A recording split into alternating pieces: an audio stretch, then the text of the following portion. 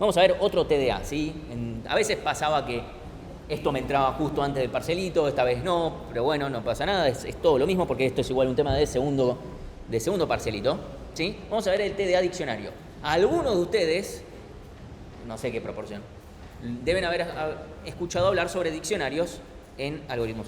Quienes no pasa nada, está todo bien, ¿sí? Entonces, primer recordatorio para aquellos, de vuelta, estimo que ninguno de los que está acá está en esta situación, pero igual lo menciono. Recuerden completar el formulario de grupos, ¿sí? Porque si no, no asignamos correctores. Hay 10 personas que no tienen corrector asignado en este momento. Y no me gusta. O sea, no me gusta porque es como, che, contame cuál es tu situación. No importa cuál es la situación, pero contame cuál es, si puedo hacer algo al respecto. Además porque nos sirve a nosotros para planificar cuánta carga tenemos. Bueno, vamos al TDA, ¿sí? ¿Cuál es la utilidad de este TDA? Lisa y llanamente, poder asociar a una clave un valor. ¿Por qué se llama diccionario? Bueno, porque es como ponerle una definición a una clave, pongámosle, o a una... Sí, en un diccionario uno va, busca por palabra y encuentra la definición, ¿sí? Hay dos términos en computación que son completamente equivalentes. Diccionario, mapa. En algunos lenguajes lo llaman como mapa, y en otros lo llaman diccionario, da lo mismo, son exactamente lo mismo. ¿Por qué? La verdad que nunca terminé de entender. Bueno, porque mapa mapea, mapear de una clave a un valor. Es eso, ¿sí? Entonces, yo por ejemplo puedo mapear de un nombre a un cumpleañitos, ¿sí? O sea, por ejemplo, Martín al 19 de noviembre, Ezequiel al 31 de marzo, Jas al 7 de julio, etc., ¿sí? Entonces yo puedo decir que mis claves pueden ser cadenas, por ejemplo, y mis datos pueden ser o fechas o pueden ser otras cadenas o lo que fuere, ¿sí? Ese puede ser un ejemplo.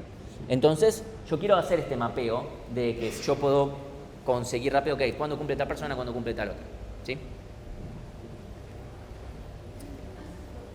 Apreté el botoncito. O podría ser, por ejemplo, pasar de una receta a una lista de ingredientes. De vuelta, es otro tipo de datos, pero la idea es, sigue valiendo, ¿sí? Paso de milanesa, bueno, nalga, sal, huevo, provenzal, pan rallado, pollito al horno con papas, obviamente lleva papas, lleva pollito, limón, estragón, cebolla, ajo, papa, sal, pimienta. Ahora le agregaría un par de cosas más, pero... Cuando hice esto, esta diapositiva fue en 2018, me imagino yo. Ahora, no, 2020. Ahora le agrego más cosas al pollo, pero bueno. Y así o sea, la utilidad es esta, poder asociar a una clave un determinado valor, donde el valor puede ser cualquier cosa per se, no tenemos ningún tipo de restricción. La clave a priori también podría ser cualquier cosa, después le pondremos alguna que otra restricción si nos importa, ¿sí? Y podré mencionar alguna situación, pero a priori es, acá vamos a tener un tipo de dato que no va a ser tan importante al final del día, simplemente lo vamos a tener guardado como en las listas. En la lista no importaba, no nos cambiaba qué era lo que guardábamos en absoluto, ¿sí? Acá esta parte no nos va a cambiar en nada, esto nos va a cambiar un poquito, que ya lo vamos a ir viendo, ¿sí? Entonces, ¿cuáles son las primitivas principales del TDA? Hay otras, pero estas son las principales, ¿sí? Una es guardar una clave con un valor asociado, borrar una clave, ¿sí? del diccionario, ver si una clave pertenece, o sea, si está en el diccionario, y obtener el valor asociado a una clave, ¿sí? Tener, ¿cuál es el cumpleaños de Martín? Acá tenés, borrar a Martín del diccionario, agregar a Martín con tal cumpleaños, ver si Martín está en mi agenda de cumpleañitos, ¿sí? Todas esas son las 4 primitivas principales de un diccionario. Después hay cosas más como preguntar cuántas claves tiene, cómo...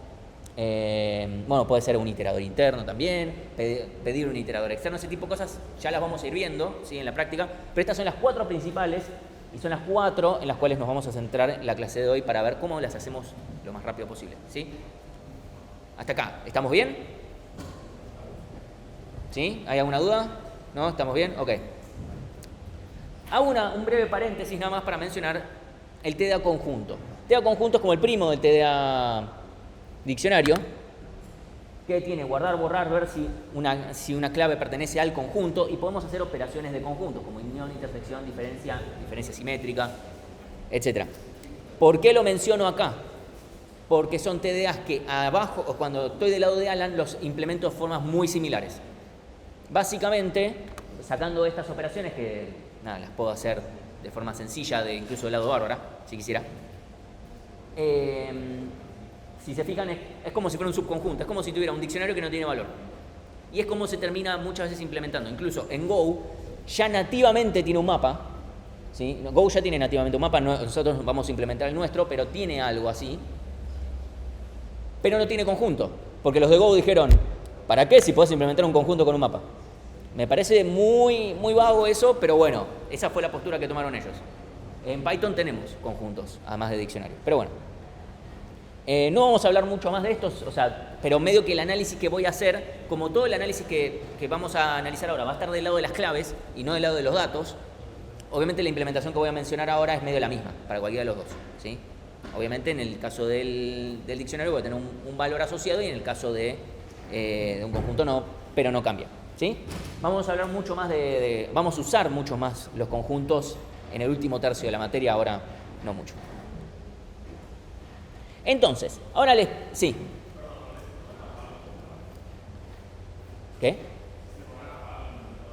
Sí.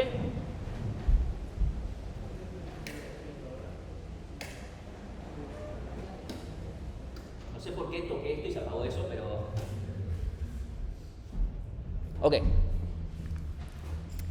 ¿Cómo lo implementaríamos con lo que ustedes saben hasta ahora? Si alguien vio un video sobre cómo implementarlo, por favor, cállense, ¿no? No sería cierto. O sea, con lo que saben hasta ahora de la materia, incluyendo lo visto hasta la última clase, ¿cómo podremos implementar esto? A mí se me ocurren dos formas. Ok, con un arreglo. Bien, ¿cómo haríamos con el arreglo?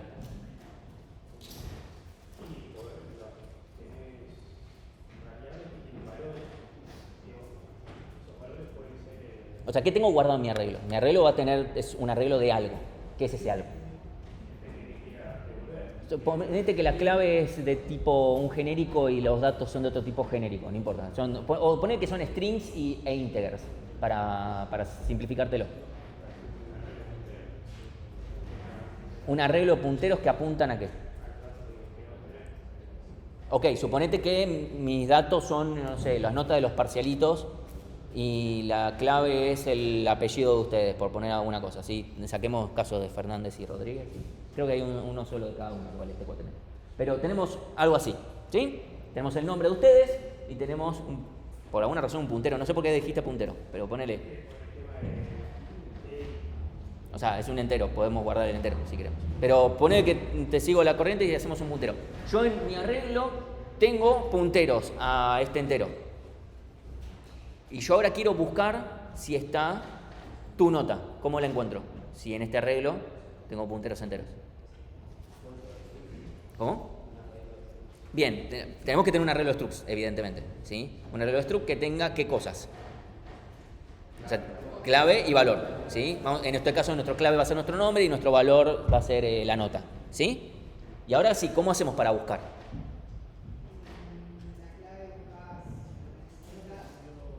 Sí, está bien. Algorítmicamente, ¿cómo hago? ¿Qué hago? ¿Cómo hago para buscarme si está la persona? O sea, yo busco por la persona, que es la clave. ¿Cómo? Bien, itero el arreglo. Ok, entonces evidentemente tenemos un tema. Buscar algo acá, o sea, algo que vamos a ir notando es que la primitiva más sensible y la que más nos va a dictar cómo va a funcionar todo es la de búsqueda. En cualquier implementación va a ser la primitiva de búsqueda. ¿Cuánto nos va a costar esto? O de n, siendo n la cantidad de elementos que tengo en mi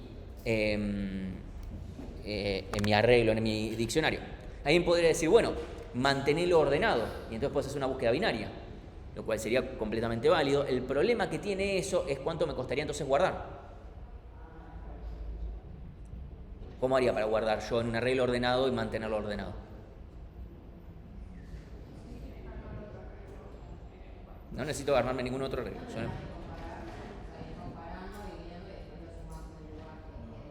Claro, o sea, el problema que tengo no es que lo tengo que sumar, tengo que hacerle lugar. Tengo que correr cosas. Yo puedo buscar dónde le corresponde ir con búsqueda binaria, se lo puedo hacer parecido a lo que tuvieron que hacer en el parcialito, no muy diferente.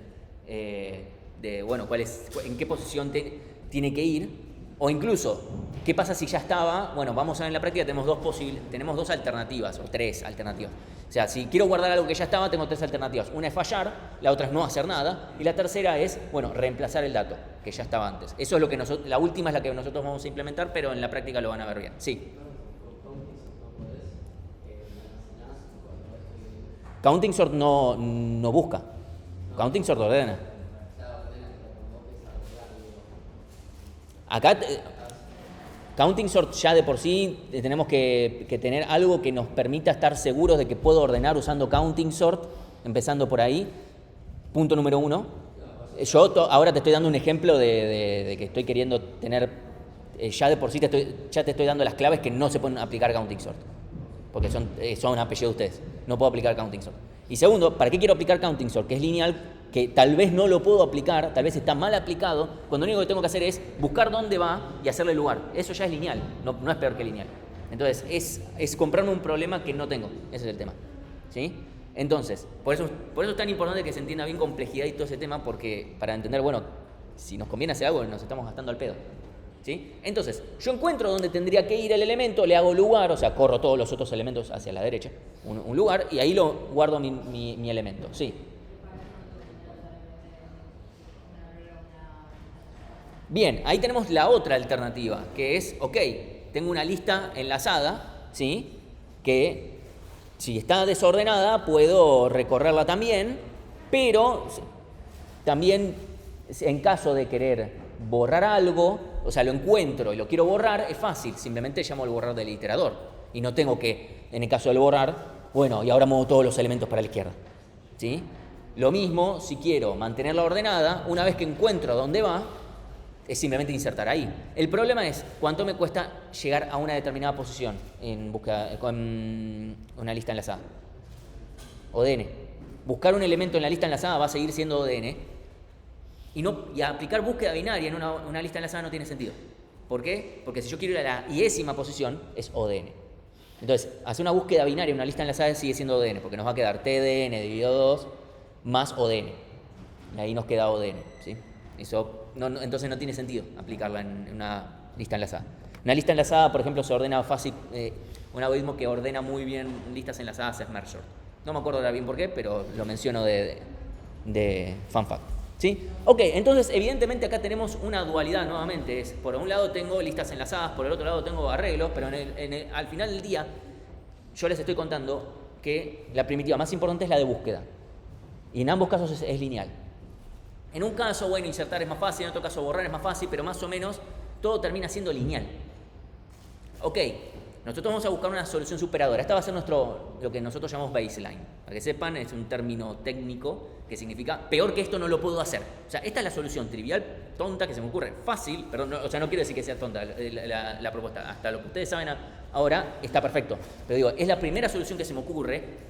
Ya está, no puedo hacerlo peor que esto, porque cualquier solución que a mí se me ocurre que sea peor que esto, para eso me quedo con la solución fácil. ¿Sí? Cualquier solución, una lista, un arreglo es contra sencillo.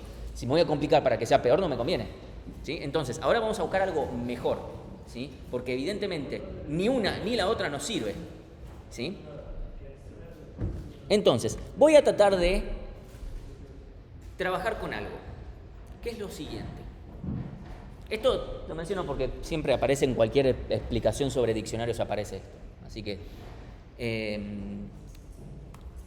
voy a tratar de mencionarlo con concepto. Esto va a ser un ejemplo que en este momento va a ser medio una mierda, pero bueno, van a tener que tomármelo. El tema es el siguiente. Hay estructuras de datos que se pueden mejorar y estructuras de datos que no. O sea, que tienen sus ventajas y otras que no. Las listas no hay nada que le podamos hacer. Yo no puedo hacer algo para poder moverme más rápido por una lista. Pero los arreglos tienen una ventaja. ¿Cuánto me cuesta acceder a cualquier posición de un arreglo? O de uno. Y eso es algo que podríamos llegar a explotar con un poquito de magia. ¿Sí? Entonces, supónganse, hay una implementación que se llama mapa de bits. Supongamos, voy a hacer un gran ponele, que nuestras claves van del 0 hasta el n-1. ¿Sí? Que yo ya sé cuánto vale mi n y todo, etc. Yo ya sé que esos son mis posibles valores. El ejemplo que Rosita daba cuando yo cursé algoritmos 2 es, supónganse que tengo un arreglo para saber, bueno, qué senadores están presentes o no, para aumentarse su propio sueldo en este caso, ¿sí? Para saber si hay quórum o no, ¿sí? Entonces, bueno, obviamente sería de 72 posiciones, no de 20, pero no me queda, o sea, se me iba un poquito la mierda si era de 72 posiciones. ¿Sí? Entonces tenemos, supónganse que por ahora estamos en la República Separatista de Córdoba y tenemos nada más 20 posiciones, ¿sí? Y tenemos 20 senadores, ¿sí? Queremos ver quiénes están y quiénes no, ¿sí? Entonces puede de repente decir el senador 7 puede hacer un check-in de, che, estoy, ¿sí? Te pone, estoy, no sé cómo funcionan las botoneras esas del Congreso, así que no importa. Entonces simplemente podemos pasar este false a un true. Y nada más. Hacer que el senador 13 esté. Pasamos a true. Es que el senador 0 esté, true. Que el senador 7 se va a comprar un kiosquito y se va, bueno, false.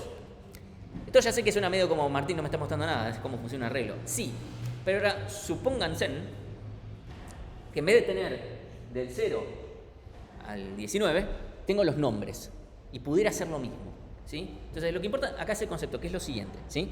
Si las claves fueran números, esto sería fácil, ¿sí? O sea, si las claves fueran números, que además están de 0 al n-1, esto sería una boludez, ¿o no? Estamos de acuerdo que en ese caso esto es, bueno, trabajé con un arreglo y ya está. Acceder siempre va a ser O de 1, así que buscar si el elemento está o no es ir a la posición que le corresponde y ya está. O no, es eso nada más. Me fijo, che, ¿está o no está? Después guardar más información que ese true o false o lo que fuere. No va a eso el problema. El tema es, evidentemente acá hay algo, ¿sí? Hay algo acá. ¿Sí? Entonces, acá el problema es que las claves no necesariamente son números, o sea, pueden ser números, ¿sí? Entonces acá vamos a decir lo siguiente, o bien no son números, por ejemplo, en mi primer ejemplo eran nombres de personas, no importa lo que sean los datos no es lo importante, porque nunca me voy a fijar qué son los datos, si coinciden con algo, salvo en un ejercicio parcialito, ¿no? Pero no va a ser en una primitiva realmente del TDA, a eso solamente lo guardamos, ¿sí? Entonces, lo que nos importa es qué son las claves. Y las claves, aunque fueran números, o sea, supongamos que realmente me instancian que el genérico de mi diccionario, la parte de la clave, es un int. Ok, buenísimo, pero nadie me está diciendo que vayan del 0 al valor que fuere -1. Nadie me está asegurando eso. Nadie me está asegurando que nada más hayan esos n valores que me ingresen inicialmente. Pueden haber más. ¿Sí? Entonces, nosotros vamos a trabajar en general con cadenas, pero pueden haber otras alternativas, ¿sí? Incluso les vamos a, cuando tengan que implementar el TDA, vamos a ver cómo manejamos esto de forma completamente genérica en Go. En otros lenguajes hay otras formas. Esta fue la forma que a mí se me ocurrió, lo hace un poco más lento, pero bueno, es lo que hay. Entonces, nosotros vamos a trabajar, ahora mis ejemplos van a ser todos con cadenas porque es el caso más usual, pero especialmente académicamente. Pero tranquilo, o sea, así como los distintos TDAs tienen sus usos, el TDA diccionario es muy, muy usado. Muy usado, tiene usos de todo tipo, ¿sí? No necesariamente solamente con cadenas. ¿Y otras yerbas ahí dice? Sí. Okay. O sea, mi forma es, perdonen si soy muy millennial para ustedes. Gente de la generación Z o como sea, lo que sean ustedes ahora. Bueno, ahora supongamos que yo puedo transformar los números, las cadenas, los números, los flotantes, los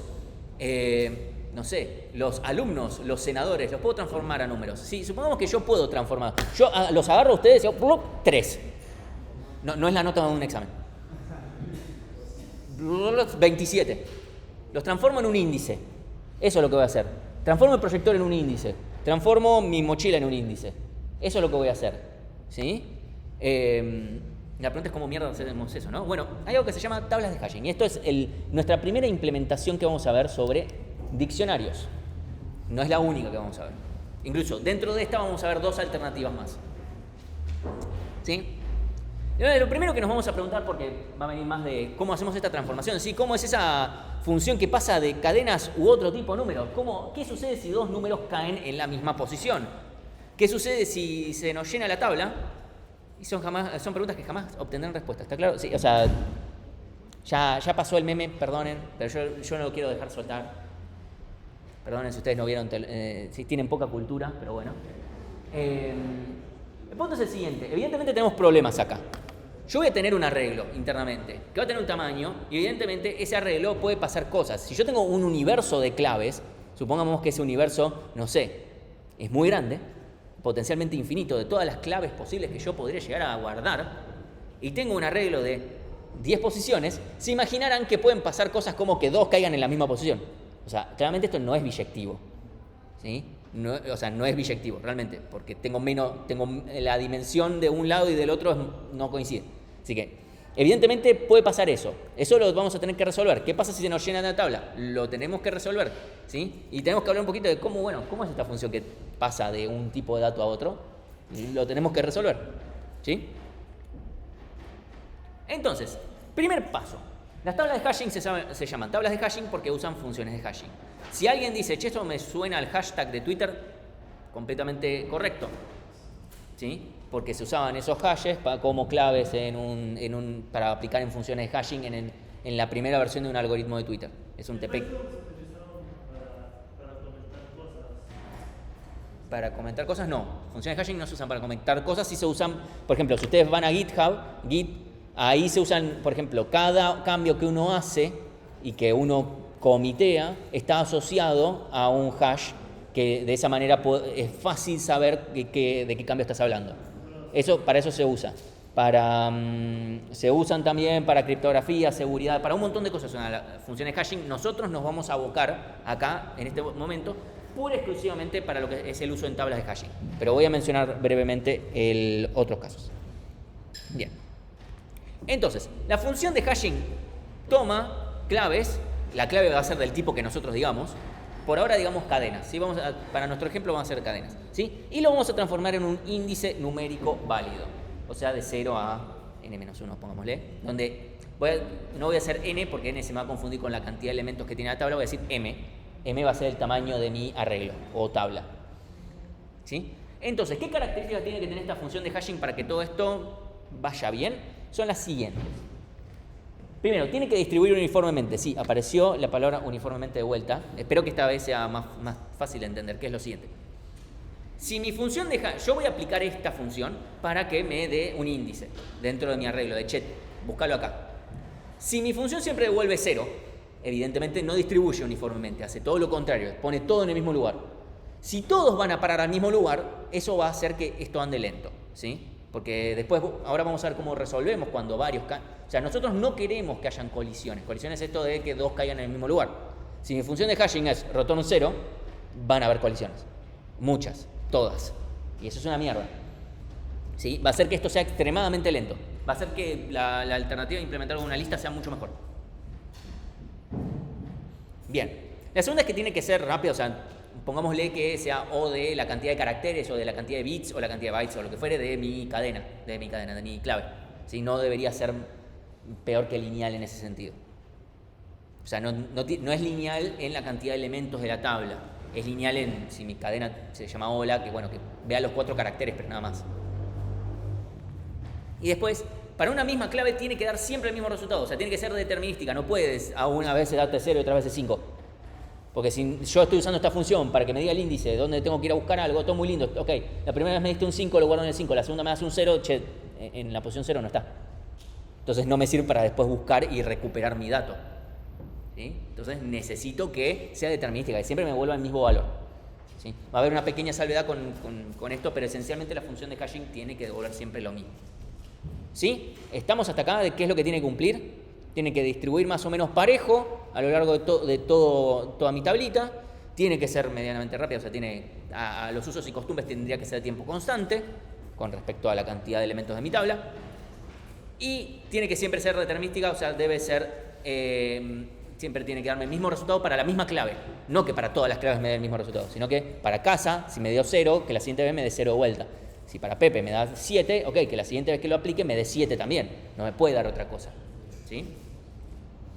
Entonces, sucede que, obviamente tenemos que ver cómo lo implementamos, pero si yo uso una función así, que cumpla con estas propiedades de acá, para indexar en mi tablita, automáticamente mi tabla de hash, mi hash, la implementación hash de mi TDA diccionario, automáticamente buscar, pertenece, obtener, Lugar pertenece y guardar. Las 4 pasan a ser de tiempo constante.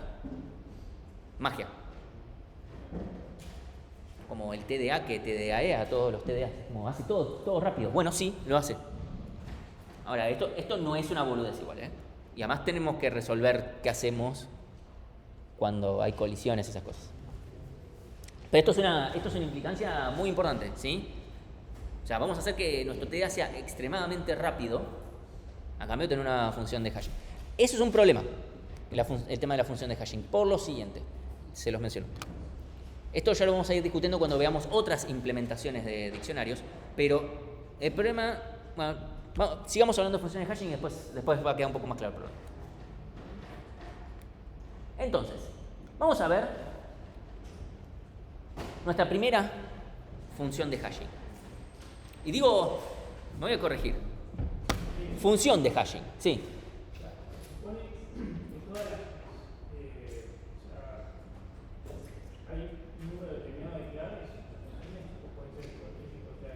O sea, la clave es de algún tipo, porque yo voy a tener genéricos como claves al final del día en Go, pero cuando yo tenga mi diccionario concreto va a ser un diccionario donde las claves sean strings, por ejemplo.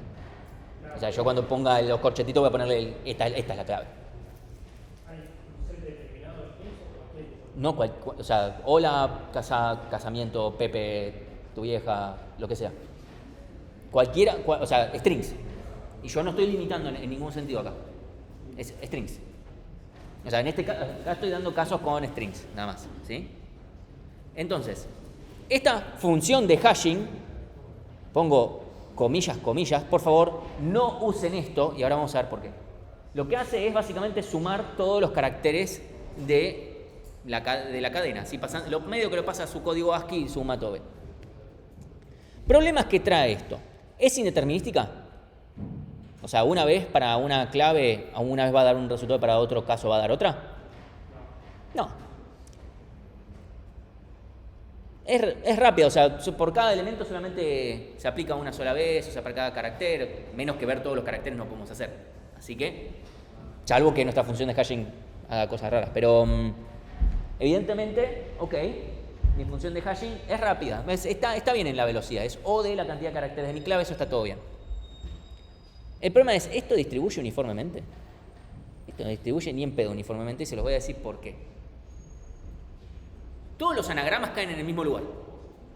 Evidentemente, porque esto no tiene en ningún momento en cuenta la posición. ABC cae en el mismo lugar que BBB. ¿Sí? Porque en ASCII suman lo mismo. O sea, la A es uno más chico que la B y la C es uno más grande que la A, así que dan lo mismo. ABC y BBB. Eso para poner más ejemplos. CA es lo mismo que BB. ¿Sí? Eso, en general, más considerando cómo son nuestras formas de hablar en general y qué van a terminar siendo las claves, haría que esta función de hashing distribuya muy mal y genere muchas colisiones y que todo sea muy lento. Incluso, es muy común que digan, che, las pruebas de volumen de mi hash andan muy lento. ¿Cuánto es muy lento? No sé, las dejé corriendo hoy a la mañana, llegué a mi casa y todavía siguen corriendo. Y es como, lo primero que tienen que hacer es decir, che, ¿no habré puesto una función de hashing de mierda? Lo segundo que tienen que decir, che, ¿no será que el hash está todo roto? Pero primero, fíjense, o sea, estén seguros que la función de hashing no es una mierda. Porque si es una mierda, o sea, obviamente las pruebas de volúmenes lo corren después de haber corrido todas las otras pruebas, las que verifican que unitariamente funcionan. ¿Puede haber algún problema en volumen? Sí, por supuesto, hay redimensiones, etc.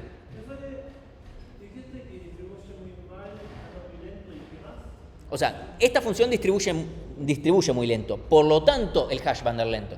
Perdón, esta distribuye muy mal, por lo tanto el hash va a andar lento. O sea, esta función no anda lento, esta función anda rápido. El problema es que el hash va a andar lento por culpa de esta función. ¿Sí? Y ese es un tema. El funcionamiento del hash depende exclusivamente de la función de hashing sea buena. Si no lo es, estamos en la lona. ¿Sí? Acá hay también otro tema.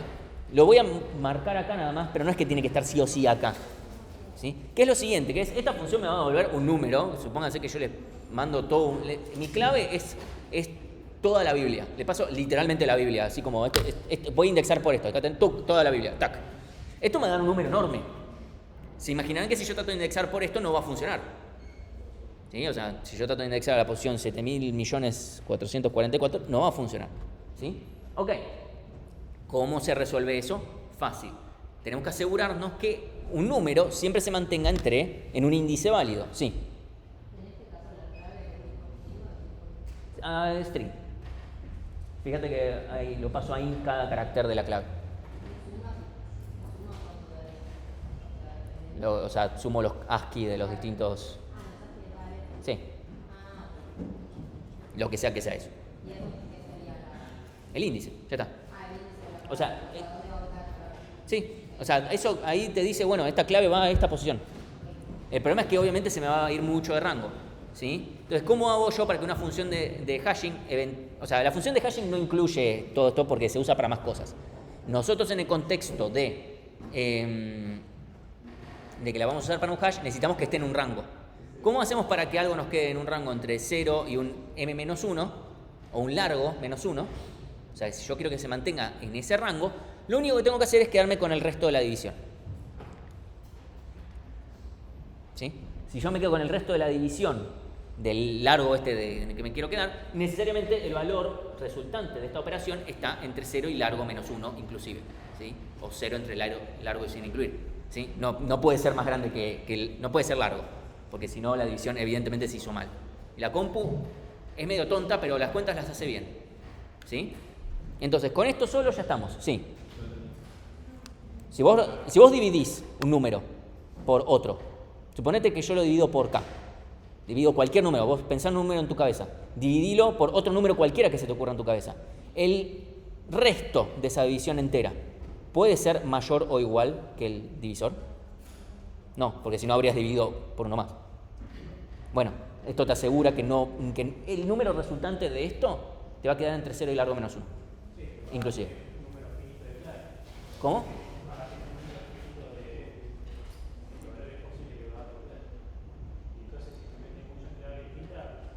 Y sí, efectivamente, y eso es un tema. Evidentemente, acá, algo que ya... Esto no tiene que ver con la parte de la función de hashing per se, esto lo podría hacer afuera, podría yo llamar a la función de hashing y hacer esto afuera. Lo marco acá para no tener dos funciones acá en el pizarrón. Idealmente lo de número primo es simplemente, se los menciono, no es algo que importe mucho en esta materia, pero en todo lo que tiene que ver con criptografía y para que todo funcione incluso más rápido, y si alguien quiere estar como, sí, mirá, ahora anda medio microsegundo más rápido y qué sé yo, con los números primos funciona eso porque tiene menos, al no tener divisores y qué sé yo, como que anda todo mucho más rápido. ¿Sí? No me quiero meter en la teoría de eso, sí. Un segundo, sí. Esto, o sea, mod largo es el resultado de la división entera, del resto de la división entera. Esto es en cualquier lenguaje, esto está en Python, en C, en no sé, cualquier otro lenguaje de algoritmos. Es probable que hayan, si querían ver si un número era par o impar, mod 2 igual 0, distinto a 0. Sí, es el largo de mi arreglo en el cual yo voy a tener que guardar efectivamente, porque yo tengo que guardar una posición válida. O sea, si no, esto me puede dar la posición 7.000 millones y es como, bueno, todo muy lindo con pasaste un string a un número, pero no me sirve. Sí, ¿quieres preguntar algo? No en el contexto de esta materia lo hace andar un poco más rápido. Ahora, si ustedes implementan un código que busque un número primo siguiente o algo por el estilo, eso les va a tomar más tiempo que cualquier ahorro que se hagan acá. Así que si alguien implementa algo con números primos, lo que tiene que tener es una tabla de números primos, básicamente. Y donde ya diga, che, que tenga ya todos los números primos con los que quiera redimensionar, sí.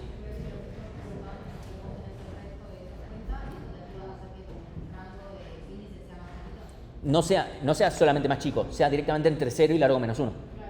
O sea, es que justamente esto puede ser cualquier cosa, la suma puede ser cualquier cosa, pero con mod largo ya directamente te queda entre 0 y largo menos 1.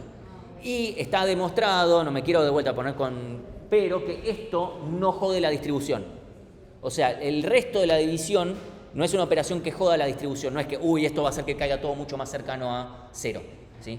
Obviamente, por eso es que idealmente si es un número primo, porque entonces queda completamente parejo. Si es un número que tiene un montón de divisores, como que no es perfecto eso que estoy diciendo, pero no es, de vuelta, eso no es tan importante acá en el contexto de esta materia. No queremos que se vuelvan locos con ese tema, pero lo menciono porque me parece que es relevante. ¿Sí? Entonces, esta es una función de hashing un poco más en serio. Esta es como, bueno, esta la entienden, qué sé yo, vemos la primera función, no la usen. Esta es otra. ¿sí? Que parte de este número, que es medio una semilla, y lo que hace es ir multiplicando por cada carácter y elevando y haciendo XORs lugar a lugar, ¿sí? Esta es otra, que también hace cosas parecidas, como quedarse haciendo shifts del binario para allá, para acá, hace un XOR, bit a bit, y después hace más shifts y más XORs y cosas por el estilo. Ahora, yo espero que más o menos esta la puedan entender. ¿Ustedes la entienden? No, gracias por decir que no, la puta madre. Si no dicen que no. Yo puedo ver esto cuatrimestre y todavía no la entiendo. Esta tampoco. Hay un teorema mío, pura exclusivamente, que es cuanto menos se entiende una función de hashing, mejor es. Eso trae dos problemas. Debuguearla, tu vieja. O sea, es como que, no sé, qué sé yo. Y segundo, más importante, les dije, el hash depende mucho, o sea, su velocidad depende mucho de la función de hashing. La función de hashing la entiende Magoya. Por ende, este TDA tiene que es O de 1, en tanto en cuanto una función que no entiendo ni qué hace ni cómo funciona, funcione bien. ¿Qué sé yo? O sea, ese es el gran problema que tiene. Eso nos trae un problema a nosotros, docentes de este lado, que es el siguiente. Esto lo menciono después. Esto lo voy a mencionar un ratito, pero ya lo menciono porque ya viene el caso, que es, ¿ustedes cómo van a hacer para escribir su función de hashing? Claramente no vamos a estar esperando que vengan con algo como esto. ¿Sí? No, es que no lo vamos a correr, ni lo vamos a mirar. O sea, lo vamos a virar si de repente nos dicen, che, me anda lentísimo, y decir, che, o nosotros nos damos cuenta, che, le anda lentísimo, qué función de hashing usa, y ver si es alguna cosa medio conocida o algo por el estilo. Si no le entiendo para nada, digo, supongo que estará bien.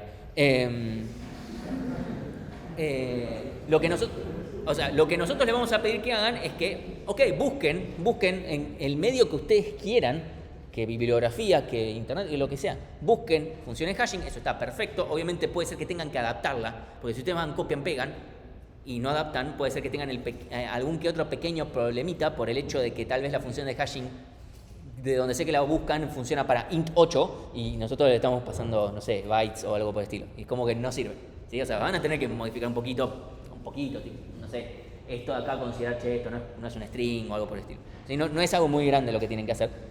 Pero les pedimos que nos pasen la fuente. La fuente más que nada para saber, che, cuál función es la que están usando, qué sé yo, si tienen algún problema. Y además para nosotros más o menos tener una idea de cuál están usando y qué tan rápido y qué tan lento va.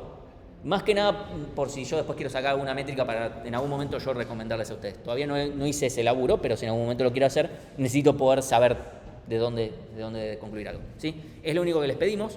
De vuelta. O sea, si dos personas tienen la misma función de hashing, está todo bien, no nos importa esto. No la van a hacer ninguno de ustedes. No, pero también de vuelta eso es un problema y ahora menciono cuál es la segunda parte del problema.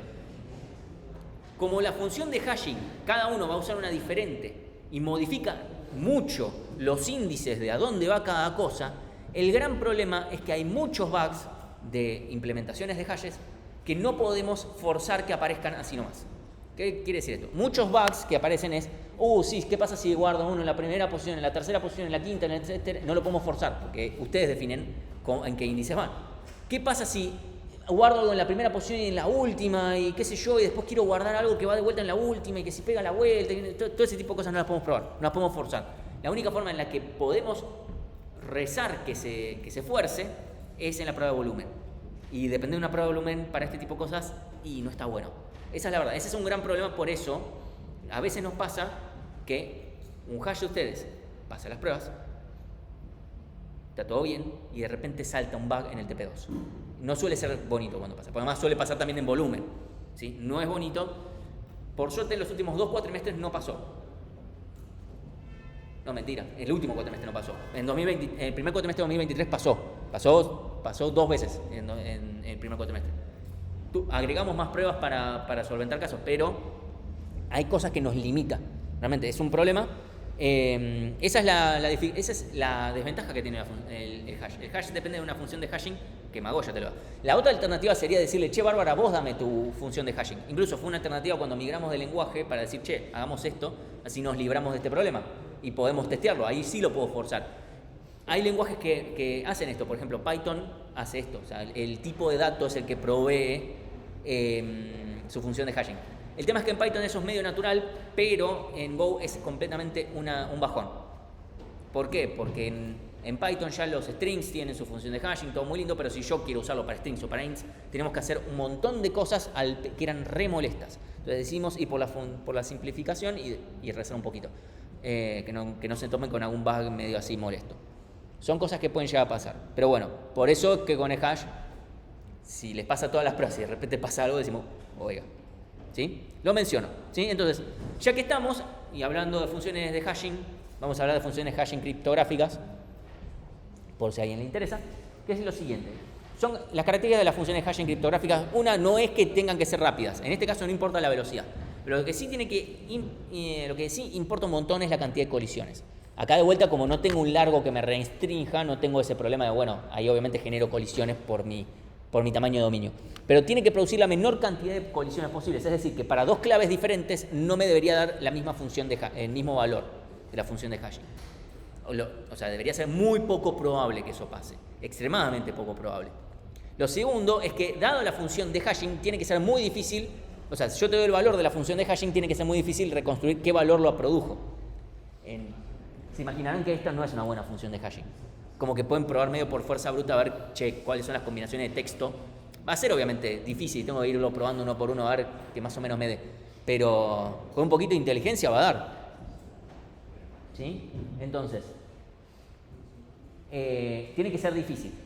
Y lo siguiente es que un cambio mínimo en la clave tiene que producir un cambio extremadamente grande en la salida, o sea, en el valor. ¿Por qué es esto? Que no sea cosa que, a ver, voy a intentar, si le agrego una A se acerca, y si le agrego una B se acerca más, buenísimo. No tiene que, para que sea poco afectable, digamos, por ataques de ese estilo. A ver si me voy acercando. ¿Sí? Estas son las tres características, bueno, ejemplos de funciones de hashing así. MD5, que hoy en día no es considerada una buena función de hashing criptográfica, sirve para algo que no sea muy seguro, porque funciona medianamente rápido todos los sistemas operativos, salvo Windows porque es una poronga, pero o sea en Linux, Unix, en cualquier cosa escriben MD5 y un pedazo de texto o un ejecutable o lo que sea y les va a dar el hash MD5 que le corresponde. Para algo que no sea extremadamente seguro, que tenés que hacerlo sí o sí seguro, se usa SHA-256 y hay muchas otras tantas más que se usan. ¿Para qué se usa esto? Por ejemplo, para guardar las contraseñas de todos nosotros en distintos servidores de lo que fuera. Nadie guarda una contraseña, o no debería. Posiblemente en alguna página del Estado lo hagan, pero en general lo que se hace no es guardar contraseñas. Yo guardo el resultado de hashear la contraseña. Justamente, tiene que ser que si yo a vos te doy, tomá, acá tenés el hash, que supónganse que alguien hackea la base de datos y dice, mira, acá tengo el hash. No puedo hacer absolutamente nada con esto. Porque con el hash no puedo decir, bueno, tengo la contraseña, porque tengo esta propiedad. Y dada esta propiedad, y esta propiedad tiene que ser muy difícil yo tratar de decir, bueno, a ver cómo hago para llegar a que esta sea la contraseña. Entonces es muy difícil, por más que tenga el hash, yo llegar a cuál era la contraseña o una que colisione. Entonces no me sirve. En este caso no hay índice, simplemente me va a dar una cosa gigantesca, no hay índice. En este caso. Acá no estoy indexando en ningún lado, simplemente guardo este valor. Sí. En general una base de datos, pero sí. Sí. Y la segunda característica dice que si yo conozco la clave de X, es difícil encontrar el valor asociado. No. Si yo sé cuál es el valor que yo le aplico a la función, o sea, yo conozco h de x, tiene que ser extremadamente difícil conseguir x. O sea, ¿quién la generó? ¿Quién generó ese valor? Justamente, yo te doy el hash y que vos digas, bueno, ¿y ahora cómo consigo la contraseña? No puedo. Esa es la idea. Obviamente hay distintas funciones hashing que se han ido rompiendo con distintas características, sí. El hash es simplemente un número. O sea, es un número resultante de haber aplicado una función. Y ya está. En el caso de tablas de hashing, yo uso ese número como índice. Obviamente restringido al largo que yo tengo. En un caso general, lo puedo usar para otras cosas. Sí. Pero para usar una función de hash, tendría que tener una función que te la traduzca. No. Incluso no debería existir tal función.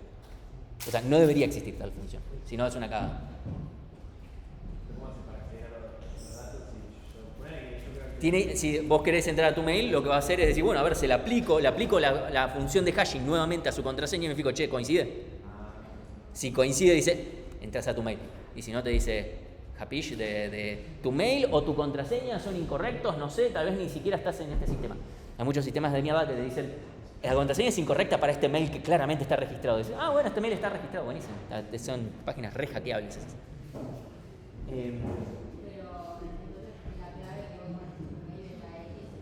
Sí, tu clave es X, pero lo que guardan es HDX.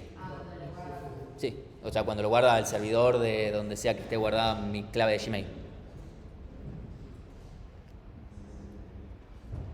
La compu, por ejemplo, si ustedes lo hacen en Google, o sea, en Chrome, y guardan su contraseña y no guarda la contraseña directo, porque tiene que poner la contraseña posta. Cuando ustedes ponen para que se guarde la contraseña, ahí guarda la contraseña posta. Pues ahí es que si no, ahí cuando yo no puedo poner en Gmail el resultado de mi hash. Va a decir, che, yo le aplico a esto la función de hash y no coincide. O sea, ahí Google Chrome tiene que guardarte la contraseña posta. Que después esas las tenga guardadas en algo que tenga contraseña, particular, bueno, eso es otro tema. Sí.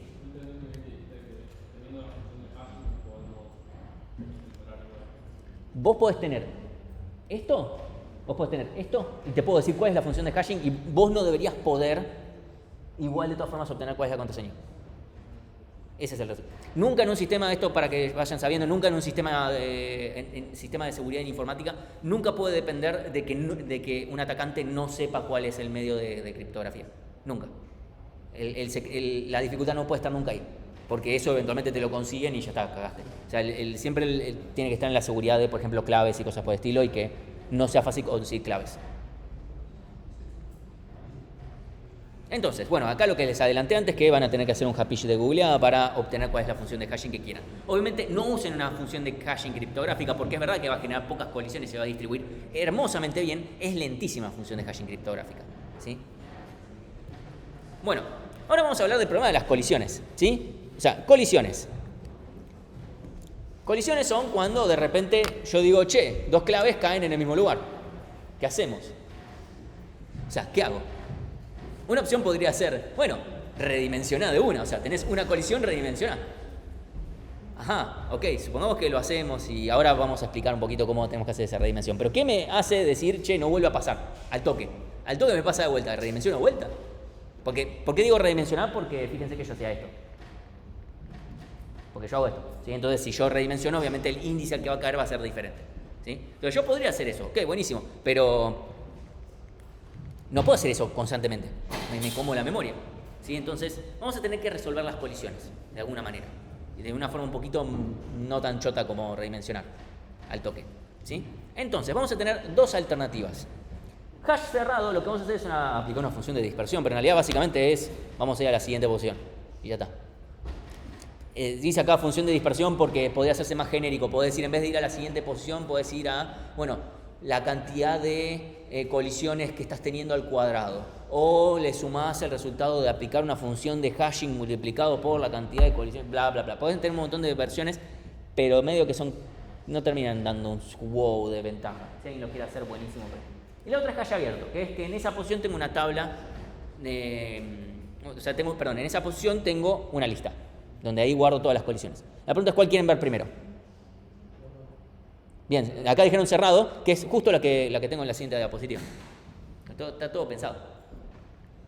Entonces, el hash cerrado. Supónganse que yo ya tengo, voy a guardar Eli, Facu, Tayel, SF de Martina. Voy a guardar esto. Esas son mis claves y yo ya tengo cuál es el resultado de aplicar mi función de hashing a eso para que no me moleste, ¿sí?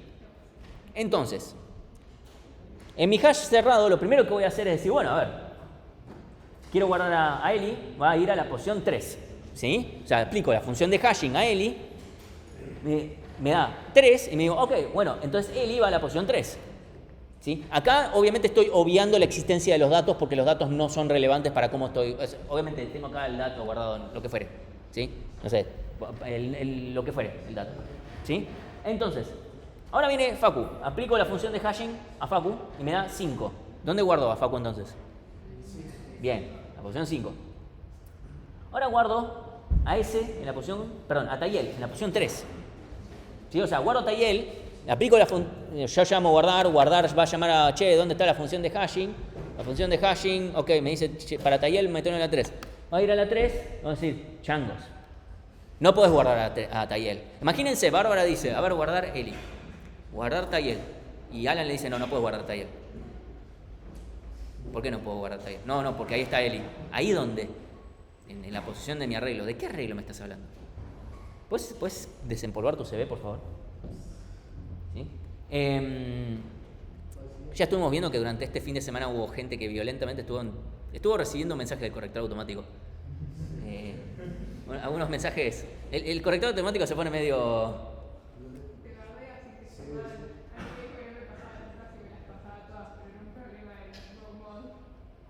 O sea, no, el corrector automático, o sea, el problema es cuando se pone medio...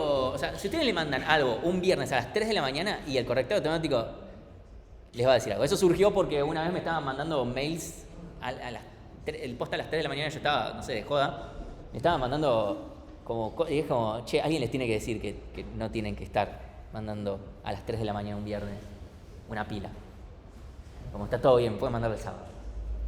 Entonces por eso le agregamos a la posibilidad de que tenga voz y voto y les diga, dale, anda mírate una peli. Bueno, entonces, viene Tayel, lo queremos guardar en la posición 3, no podemos, ¿qué es lo que vamos a hacer? Bueno, lo vamos a mandar a la siguiente posición. Tuki, ya está. Problema resuelto. Ahora queremos guardar a S. S va a la posición 4. Oiga, espera. Bueno, si ahora quiero buscar a Tayel, ¿cómo hacemos? La búsqueda va a seguir esta misma lógica, porque en realidad va a ser la misma búsqueda la que nos diga dónde tiene que ir. Yo cuando la busque voy a decir, che, a ver, en la posición 3, ¿está Tayel? O sea, voy a aplicar, primer paso, aplico la función de hashing a Tayel que me va a dar 3. Voy a la posición 3, ¿está Tayel? No, voy a la siguiente. ¿Está Tayel? Sí. ¿Por qué voy a la siguiente? Porque yo sé que cuando guardé pude haber ido a la siguiente. ¿Sí? Si no es... Sí. Por eso es que la función de hashing tiene que distribuir bien. Porque si la función de hashing te tira un return 0, y eso es la función de hashing, esto evidentemente se va a deformar a que todas las operaciones sean lineales. Efectivamente, por eso es que dependemos que la función de hashing distribuya bien y parejito y que no hayan colisiones. Sí. Pero ahí no se cumple la característica de que la misma clave tiene que ir al mismo número. Pero no, la función de hashing te da el mismo número, que es 3.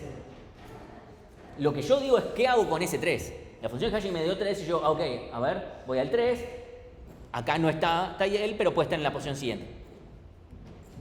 O sea, yo después veo qué hago con ese 3, pero la función de hashing me dio ese 3. Eso no cambió. Y eso va a ser un detalle importante en un momento. ¿Sí? Yo ahora, por ejemplo, quiero guardarlo a ese. Pueden decir, puede ser ese, o puede ser el otro ese, cualquiera de los dos.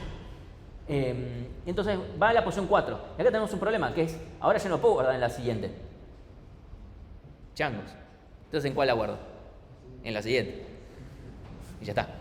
Pero acá es donde se muestra el problema. Si de repente todos caen por acá, esta función de hashing tal vez es medio chotita, pero bueno, acá tenemos 10 posiciones, qué sé yo.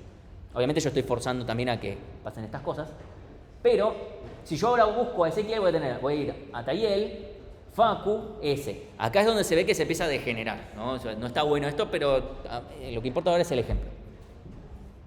Por eso mi función de hashing tiene que ser buena, distribuir bien. Ok, y ahora quiero guardar a Fede.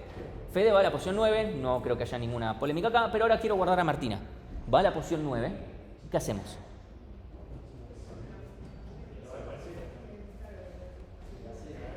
O sea, acá no puedo hacer nada. ¿Sí? Tengo que pegar la vuelta. ¿Por qué? Porque acá no hay un orden.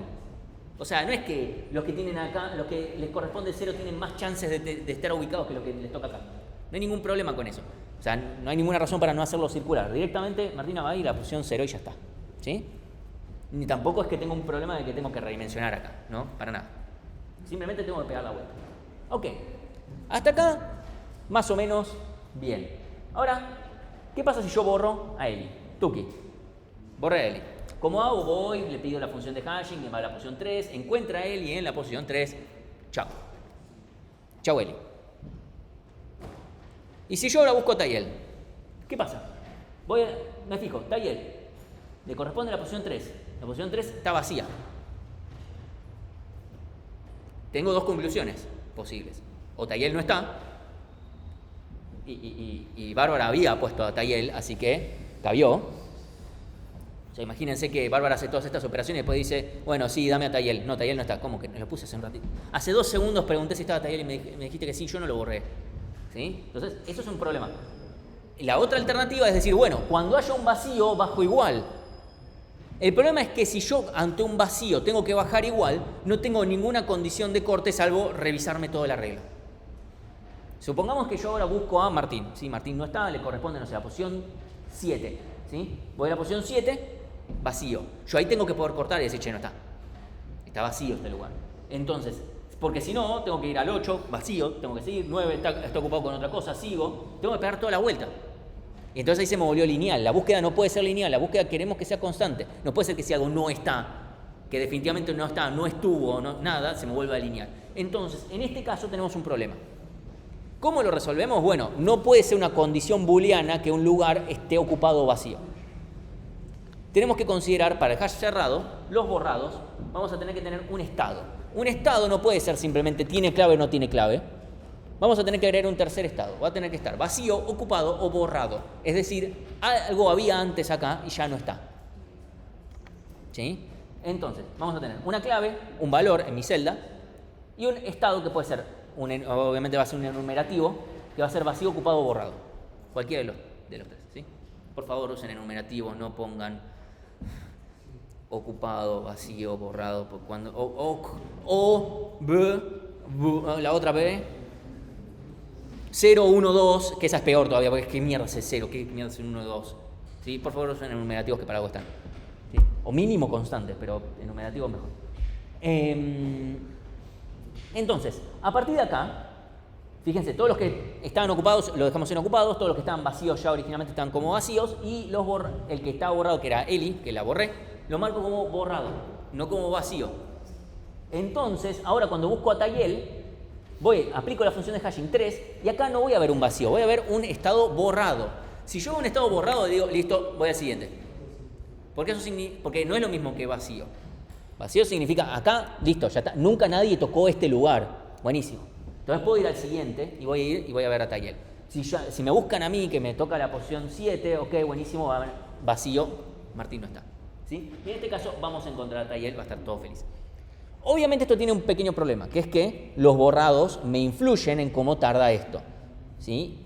Y acá tenemos un tema de qué pasa a medida que si se nos llena mucho la tabla. ¿Sí? Si se nos empieza a llenar la tabla, tenemos que hacer algo.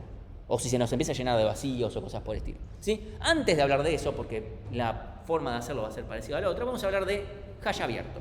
¿Sí? ¿Hay alguna duda con el hash cerrado? ¿Con esto de los estados o lo que fuere? ¿O cómo es para buscar alguna clave o algo por el estilo? Sí.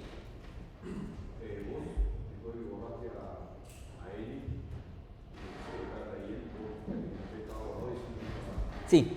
O sea, si yo tuviera que decir a viva voz cuál es el pseudocódigo de la búsqueda, o sea, que esto va a ser, mientras no esté en una celda vacía o en una celda ocupada por quien yo estoy buscando, sigo al siguiente. Si está ocupada por alguien más, sigo. Si está borrado, sigo. Si está vacía, paro. Si está ocupada por quien yo estoy buscando, paro. Claro, si buscas a Eli. Si la estoy buscando a Eli, me va a pasar que va a venir borrado. No, o sea, no lo considero, porque es correcto. O sea, no importa si acá tengo guardada a Eli, porque no me importa. Yo nunca voy a leer la clave. No debería, porque este lugar está borrado. Entonces, borrado, paso de largo. Ocupado, pero no por Eli. Ocupado, pero no por Eli. Ocupado, pero no por Eli. Vacío. Y ahí es donde paro y digo, Eli no está. ¿Sí? Y ahora vale mucho aclarar lo siguiente. Buscar, borrar, guardar, pertenece. Las 4 hacen exactamente lo mismo de buscar dónde está la clave que yo estoy buscando. El obtener el pertenece y el obtener me parece que es medio obvio, pero el guardar es para saber dónde tendría que ir o si tengo que hacer algo con su dato, porque si ya está. Y el borrar es porque, bueno, si lo quiero borrar lo tengo que buscar primero.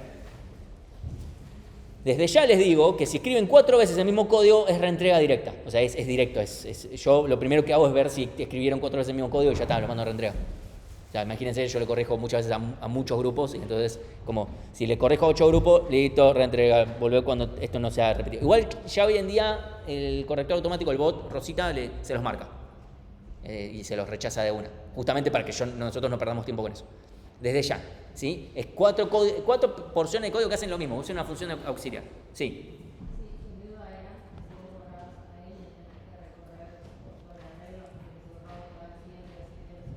Va a llegar hasta acá, en este caso, hasta el vacío.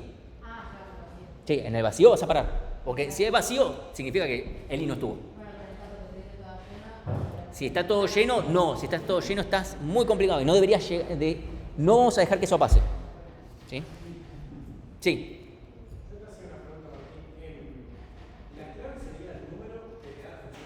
No. Ese es el índice. O sea, la clave es. La función de hash está del lado de Alan. La clave es lo que para Bárbara es la clave. Es lo que define a todo esto. Porque además, la clave es algo unívoco. Y acá fíjate que 2 veces nos dio lo mismo. Porque las claves pueden coincidir en el resultado de la función de hashing, pero eso es simplemente uso interno, ¿sí? De vuelta, la clave en este caso son los nombres, la función de hashing nos da el índice que les corresponde para yo tenerlo organizado. Esta función de hashing aplica, si querés poner, o sea, puede ser la función de hashing, la primera que vimos, que es una mierda. La que suma todos los caracteres, ponele que fuera esta, o que fuera esta. Uy, ya, no sé qué pasó acá, no toqué nada.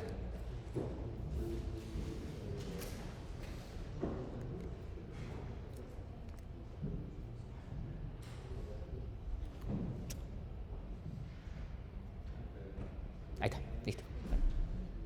Puede ser cualquier función de hashing que vos quieras que corresponda, ¿sí? Y eso me dio lo que sea que me dio. Ahí voy. Sí.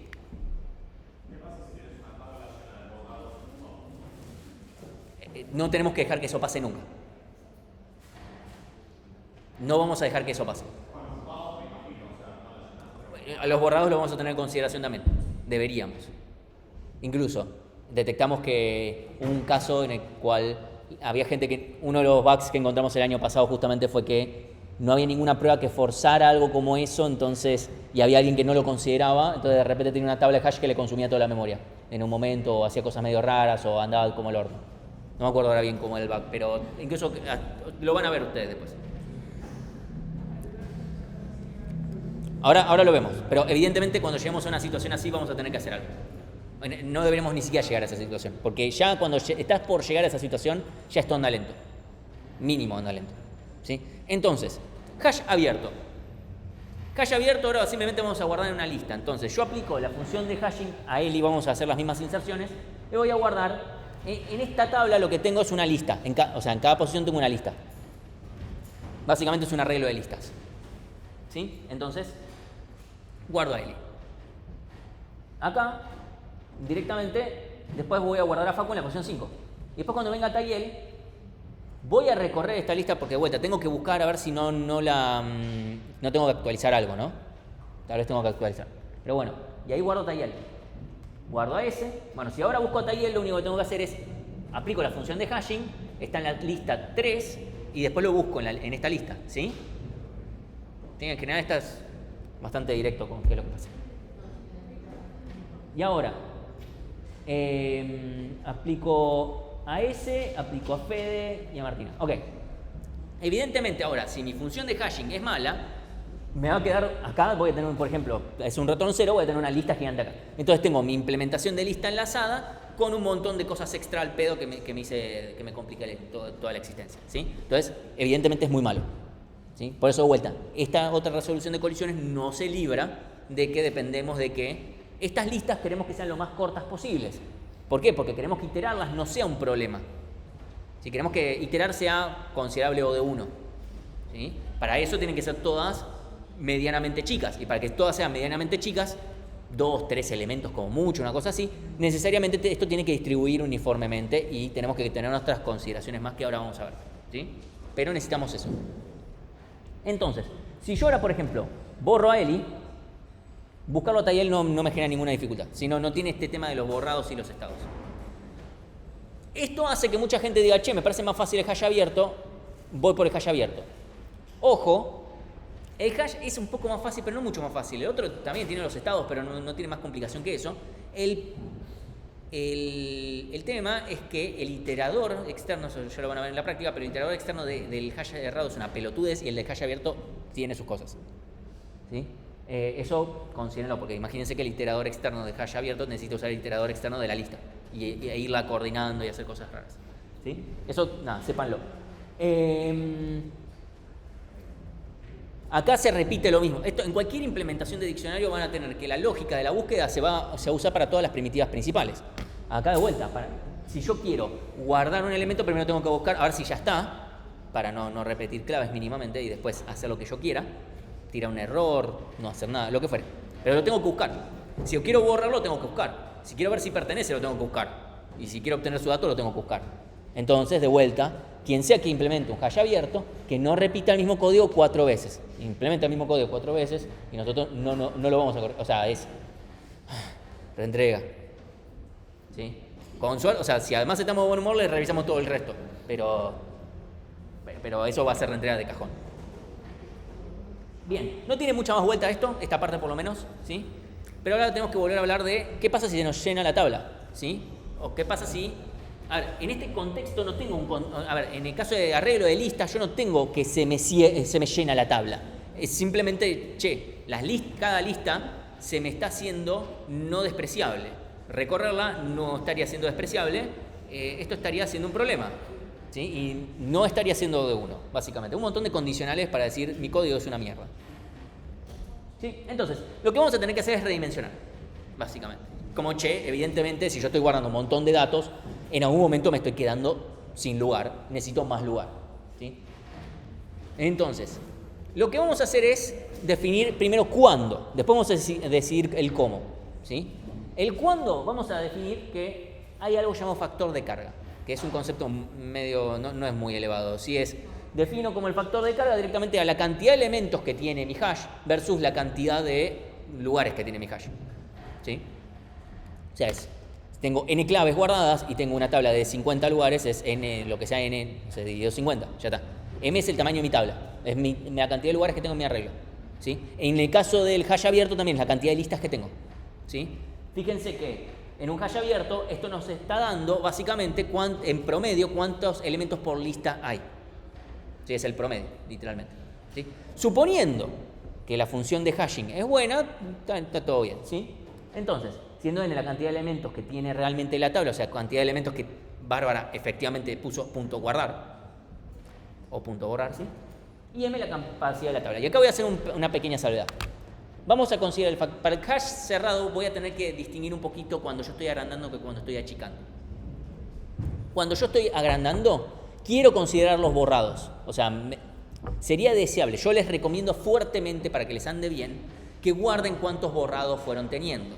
¿Sí? ¿Por qué? Porque si yo lleno todo de borrados, se me genera un problema. ¿Sí? Entonces, para el factor de carga, para el hash cerrado, cuando yo quiero ver si tengo que aumentar el tamaño de mi tabla, obviamente eso es en el guardar, voy a considerar los borrados. Ahora, cuando yo quiera ver si quiero achicar, no los voy a tener en cuenta. ¿Por qué? Porque si yo, supóngase que tengo todo lleno de borrados, pero tengo 5 elementos, no quiero que no me achique en ese caso. Es como, usame mejor el espacio y de paso librame de los borrados, porque si yo achico, obviamente cuando yo redimensione me voy a sacar de encima los borrados. Es también parte de la idea. ¿Sí? Entonces, hago esa salvedad para el hash cerrado, sí.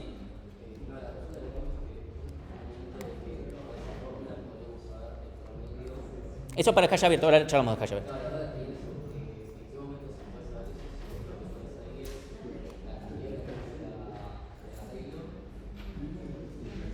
Esto es la cantidad de lugares del arreglo versus la cantidad de elementos que tenés.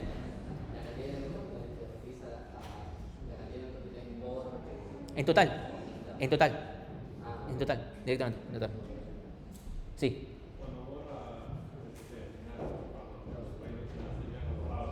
Sí, y vamos a... Primero, hablando de hash cerrado, vamos a redimensionar una buena métrica citation need, porque la verdad que siempre usamos el mismo valor y sabemos que está definido en algún lado, pero la verdad que no me acuerdo de dónde sale. Que un buen valor para definir, para aumentar el tamaño, es 0,7. O sea, si yo ya llega al 70% de la tabla llena en un hash cerrado, debería ya aumentar el tamaño. Eso incluyendo los borrados. ¿Sí? Ahora, para achicar, o sea, tenemos que usar el mismo criterio de, no es cuando llegues a 0,7, porque si no vas al mismo. O sea, si te bajaste el 0,7, vas a achicar el toque. Y de vuelta, si usan 0,35, estamos en la misma. Porque si ustedes achican cuando llega el 0,35, el problema es que automáticamente va a estar 70% llena. ¿Sí? Entonces estaría bueno, no sé, 0,7 dividido 4, no sé, o 0,1 o 0,2, no sé, pero no usen 0,35. ¿Sí? Porque si no pasan a estar en 0,7 al toque. Nada, eso lo menciono para que no tengan problemas después con casos borde. Entonces, esto, importante la distinción. En el caso del hash abierto, a diferencia del cerrado, yo puedo tener un factor de carga mayor a 1. El factor de carga es básicamente el promedio de los elementos que tengo en cada lista. Yo puedo tener más de un elemento en una lista, no es un problema. Podría ser 2, podría ser 3. Yo no recomendaría que sea mucho más grande que eso, pero acá es ponerse a probar. Es literalmente a ver cuánto me tardan las pruebas de volumen si yo le pongo factor 2, factor 3, factor 2,5, 2,34. Conseguí el sweet spot en cuando vale pi, o cuando vale e. Cuando vale e, que está entre 2 y 3, buenísimo, listo. A los físicos a veces dicen que vale 2, a veces dicen que vale 3. Físicos en general no dicen e vale 3, pi vale 3, entonces e es igual a pi, y a partir de ahí sacan un montón de conclusiones. Las clases de física 3 me encantaban, porque de repente sacaban una variable de una función, de una integral, y después decían, bueno, ahora el resultado de la integral depende de lo que está integrando. Así que bueno. En abierto, o sea, simplemente tenemos un factor de carga que podría ser mayor que 1, incluso es recomendable, porque si no vas a redimensionar mucho al pedo, porque se lo banca. Porque si la función de hashing distribuye bien, en promedio vas a tener el factor de carga cantidad de elementos por lista. ¿Sí? O sea, suponete que tu factor de carga da 2, en promedio deberías tener 2 elementos por lista. Alguno tendrá 3, otro tendrá 1, pero en promedio deberías tener eso, y recorrer una lista de 3 elementos, eso de 1. Ahora, yo no diría que se empiecen a decir, bueno, que valga 4, que valga 5, pruébenlo, pruébenlo. Yo no diría eso porque ahí están jugando mucho con que si el promedio y cuánto es el desvío estándar ahí, Eso no lo sé. Lo que tienen que redimensionar es el tamaño del arreglo, de la tabla, no de las listas. Las listas no se redimensionan, además nosotros estamos del lado de Bárbara de la lista. Si adentro de esa lista está hecha con gatitos y no sé qué, no me importa. O sea, si se tiene que redimensionar esa lista no me importa, pero mi tabla, ¿cuántas listas tengo? O sea, yo tengo que ¿cuántas listas tenemos? No, lo estoy haciendo por lista. Yo tengo, el factor de carga no es por lista, el factor de carga es de todo esto.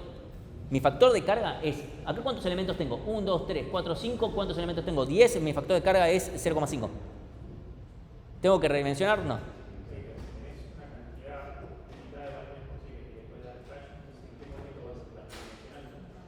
Yo voy a redimensionar cuando tenga un factor de carga igual a, ponerle 2 o 2,5.